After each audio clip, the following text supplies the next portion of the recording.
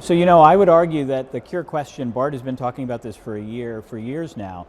At our center, with 8 to 9 year follow-up, we have almost a third of patients that are in continuous long-term remission. If your median age is 65, that's 75 and they're still in remission. I would argue we're doing it now. So I think that fraction is probably about 15 to 20% of patients.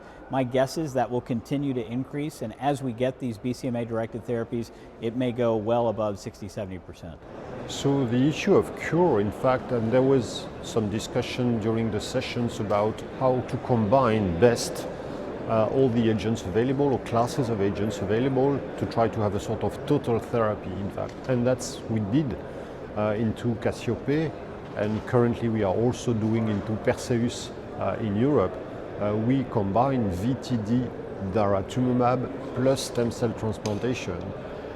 With Perseus we are combining currently into a clinical trial VRD, daratumumab, stem cell transplantation and Len-Dara maintenance. So when you are combining a proteasome inhibitor plus an IMiD plus DEX plus a CD38 antibody and high-dose melphalan, potentially you can eradicate the tumor. So we need, of course, longer follow-up, but the overall survival data currently are really promising.